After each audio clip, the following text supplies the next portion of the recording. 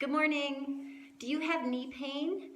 I've been talking to some women and they've kind of used their knee pain as an excuse not to exercise. And so in this video, I want to give you a simple at-home exercise that will help solve your knee pain and help you exercise, obviously without the knee pain. The thing is that sometimes knee pain is caused from things that you might not expect. And I hate to say it, but most of us are a lazy ass. And when I say that, what I mean is that our butts are not firing. So some of you may have heard that the gluteus maximus, your butt muscle, is the biggest muscle in your body. But because of our lifestyle nowadays, and mine included, we sit a lot. I sit a lot at my computer, and so, I have to really work to fire my glutes. So let me explain a little bit of why you might have knee pain because you have a lazy butt. We have something called the IT band. And some people think, oh, I have a tight IT band, I have IT band pain, so I do a lot of rolling. But typically what happens is the TFL, and I'll see if I can just move here. The IT band runs up the side of the leg and it branches off to the TFL here and up to the glute here. Lots of us are really active through the TFL because we do sit and we're loose through our glute and we can't even fire our glute. So then what happens is then it causes an imbalance and we get referred knee pain. And sometimes when we squat, our knees will have alignment issues. So our knee will fold in because we don't have the strength from our glute to externally rotate at the hip. Anyway, that's a long way of saying your knee pain might be caused because your butt isn't firing. So I want you to be able to squat without pain. And lots of people are like, well, why do I need to squat? Actually, if you want to go to the bathroom by yourself, sit up from a chair without knee pain, you want to have glutes that fire. And oh, by the way, if you have glutes that fire, you're going to have a nicer looking behind. All right, so this is a simple exercise that you can do at home with nothing. You could be using a band. Let me get that. But in the beginning, you don't even need a band. And notice I don't have shoes on because sometimes, let me get to that next. All right, the trouble was getting my camera so that oops, we dropped the camera so that you can see me. All right, so here we are. What we're gonna do is we're gonna lay back and we're gonna have about 90 degrees at the knees. We're gonna have our feet in line with our hips and we're gonna drive our hips up.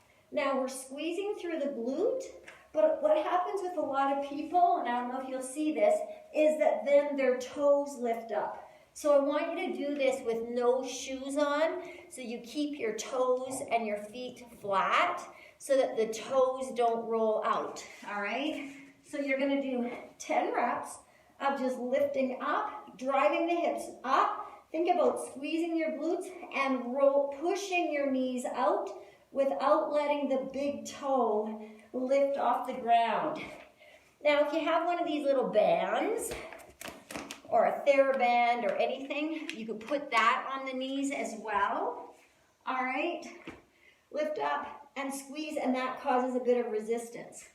And so what that does is that teaches your butt how to fire. So if you're that's an excellent exercise as well to do in your warm-up to actually get your butt firing, so that then when you're doing squats or body weight squats, that your butt will actually help out with the movement. So once we can get our butt turned on, then that muscle is firing and it helps to align the knees so that we don't have that misalignment and the knees caving in whatever activity that we're doing. So that's just a little tip and an at-home exercise that you can do, because I hate when people say, well, I can't exercise because I've got such and such a pain. Well, if you've got some kind of pain, we need to try and address that pain so that you can move. Now, like I said, you don't have to get under a big heavy bar to squat, but you do need to be able to squat as we age so that we can get up and down from chairs, so that we can toilet ourselves without any, assistance. Nobody wants that. And really, we don't want to live with pain. Now, the second thing that I want to talk to you about with knee pain and any kind of joint pain is it could be an inflammatory response from the foods that we're eating. So if we're eating sugar, gluten, dairy, or an abundance of those things, our body, or even like things like diet soda, aspartame, like foods that our body is like, what the heck is this? And they don't know what to do with it. It often will cause an inflammatory response. And lots of times that will settle in our joints, and our joints, our fingers, our knees, our shoulders, they might feel pain. So when you clean up your diet, oftentimes your joint pain will go away. Now, I'm not telling you have to go gluten-free, you have to go dairy-free, you have to go sugar-free. No, but sometimes just reducing those things and then kind of connecting the dots. Hey, how do my joints feel? It might be specific to you. So, for example, I don't eat a lot of dairy, but my guilty pleasure is I do put cream in my coffee. But I've kind of eliminated that, and I don't feel any joint pain. So sometimes just eliminating everything or reducing everything and then slowly introducing it again. Like I eat yogurt and a bit of cream in my coffee, and it's fine. But if I do have, say, a treat and have ice cream, hey Lori, then my joints feel fine. But other people, dairy might really irritate them. Gluten might irritate you. So not that you have to go entirely gluten-free, but just a reduction of some of those foods, you might immediately feel, hey, my joints feel better.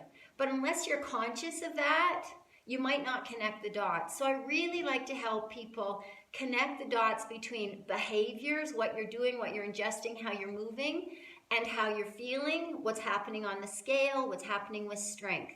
So that's it for today. I want you to try that glute activation exercise. I always kid people that they're a lazy ass, and I am included.